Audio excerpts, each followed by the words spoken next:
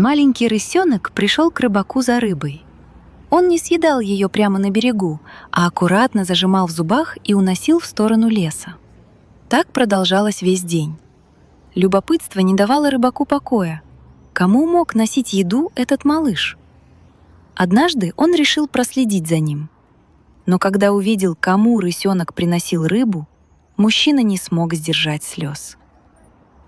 Эта история произошла 14 февраля 2021 года в Сибири, на таежной реке Ангаре. В тот день мороз стоял такой, что щеки горели, а ветер был противный, пронзающий насквозь. Старик по имени Геннадий, в деревне его звали просто Геннадьевич, пришел на рыбалку. Поймать пару рыбешек для ухи, да и просто посидеть, отдохнуть от суеты. Наловив штук 10 рыбок, в основном мелкого окуня, он уже собирался уходить. Промерз я, как собака.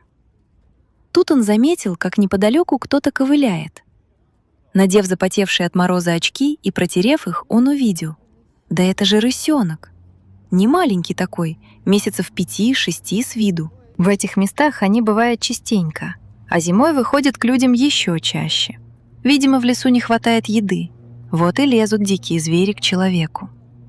Рысенок был худым, ребра торчали.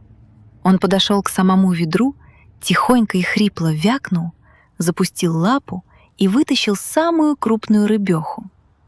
«Ах ты, гад, самую большую тащишь!» — посмеивался Геннадьевич. Старик думал, что зверек тут же ее съест, но не тут-то было. Тот развернулся и пошел в сторону леса, неся рыбку в пасти и слегка волоча ее по снегу. Старик очумел. Не видел я еще такого.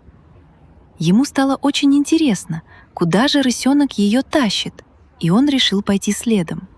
Собрал вещички и поплелся за ним. Поземка следы заметала мгновенно, но борозда от рыбины показывала дорогу. Рысенок берег больную лапу, останавливался перевести дух, но шел четко, знал, куда направляется. Следуя за ним, старик сошел с реки и попал в лес. Вдруг рысенок резко юркнул под корни дерева. Геннадьевич сначала потерял его из виду, но потом заметил шевеление. Заглянул внутрь, а там, Господи помилуй, лежит взрослая рысь. Худая, одни кости до кожи, едва дышит, но из последних сил шипит, защищая своих детенышей. А рядом, помимо того, кто утащил рыбку, сидели еще 2 малыша. Старик понял.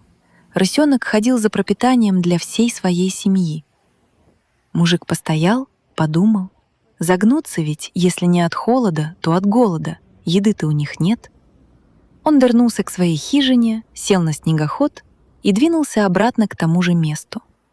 Трогать диких животных, естественно, нельзя. Сами должны выживать. Но старику стало их искренне жалко. На свой страх и риск, накинув голицу, он протянул руку в их убежище и потихоньку, по одному, достал малышей, а затем и мать. Она, конечно, шипела и пыталась кидаться, но сил для нападения у нее не было, да и с лапой была проблема. Видать, попала в капкан. В доме от печки тепло пошло не сразу, но постепенно звери оттаяли. Геннадьевич обустроил им уголок на старой фуфайке у самого огня.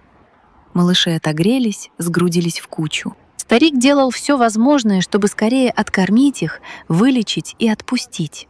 Это все-таки не домашние животные, с людьми им жить нельзя. Позже он устроил им ночлег в предбаннике. Там было тепло, да и еда всегда стояла. К весне рысь с рысятами поправились, и пришло время расставаться. Старик открыл дверь предбанника и отошел на всякий случай подальше.